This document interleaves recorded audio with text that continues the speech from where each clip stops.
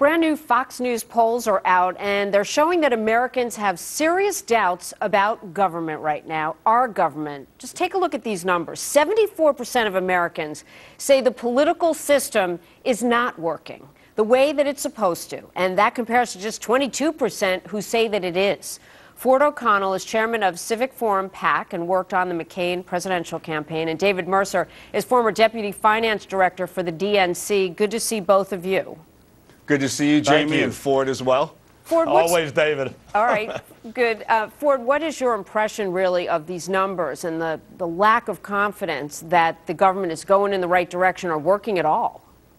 I don't think most Americans really care much for politics. I think what you're seeing here is they only seem to care about politics when it directly affects their livelihood. And right now, it deeply affects their economic livelihood. When I read this poll, I see 74% of Americans are frustrated with the economy, and 51% of Americans are saying, hey, my employment opportunities are not going to improve anywhere in the near future. And why has this occurred? Because of compromise based on political convenience. Until we fix the risk and uncertainty in the business environment, this is going to continue.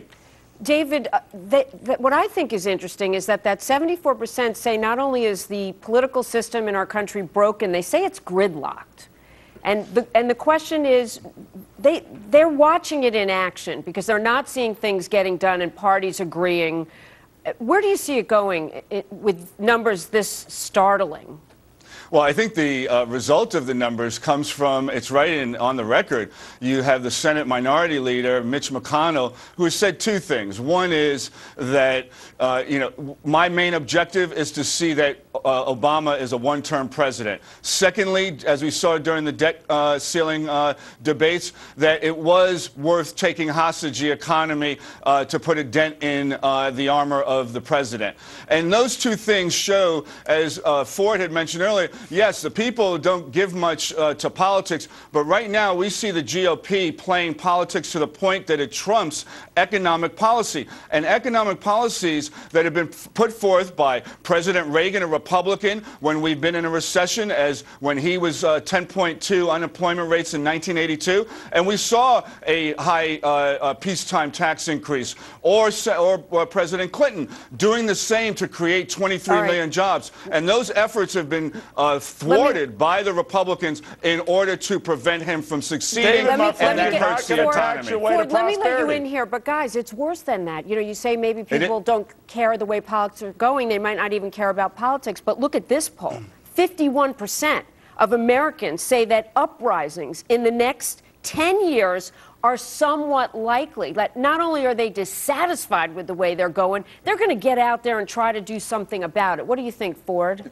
Well, I think that's a very real concern, because what they're telling you is that their employment opportunities are not going to improve. And if we keep tax spending and trying to regulate our way to prosperity, this will continue. We really have to make a more business-friendly environment. And if we can do that, more people will be put back to work. Look, I'm an American before I'm a Republican. My top interest is not removing President Obama from the White House. It's putting Americans back to work and making sure that we do what's right and preserving our economy and the greatest country in the world. All right, David. And listen, we've given so much to corporations, and they are doing fine. They're at all-time profits. They got $2 trillion on the sidelines, and that money needs to go not in cutting demand, but adding to demand and hiring workers and putting more money in their pockets so that corporations can grow and put that money to work and off the sidelines. So we need to stop cutting the middle class. We need to boost the middle class. Let me jump in because, David, I need to ask you about this. The 74%, that first poll of Americans who feel that the political system is broken, not working, and gridlocked.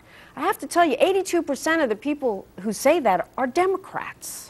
Yeah, and I think what we're seeing here is whether or not President Obama, coming to this recognition and believing in the words of Mitch McConnell that he is going to do all that he can, be it hurting the economy or not, to get him to be a one-term president, that there is a degree of compromise, but beyond that, you've got to focus on the American middle class and doing all you can, despite what obstacles are being presented by the Republicans. And that's why you see the left wanting Obama to take the actions in a way that, Finish, David. I'll let Ford weigh in before we go ahead, David. I wanted just to make the point that I think you see from Democrats and the left that Obama needs to step to the plate in terms of standing with the American middle class and getting those policies through that the GOP has been thwarted. Right, and we're hopefully learn we'll more see that about next Ford, week. Ford, before we go, you talk about compromise and people that respond, the Americans that respond, want compromise. The majority saying if they were in Congress, they'd find a way to compromise, even if they were in the White House. The interesting thing is there's one exception. The majority of Tea Party members say they would stick to their guns, stick to their priorities. What will happen? Will we see bipartisanship? Well, I think we will see bipartisanship if we actually have wise compromise and really look at the things, as David says, that affects the middle class, like tax reform and entitlement reform. And if we get that and we get wise compromise that really benefits America in the business environment, we'll put people back to work and everybody will be happy again. And then David and I can go back arguing about Duke basketball. Well, you guys did great. I think we had a very spirited debate today, and it's great to see you. Good to Thanks. see Have both a of good you. weekend. Happy Labor Day to you and the audience. Thank you. Yeah. Thank you.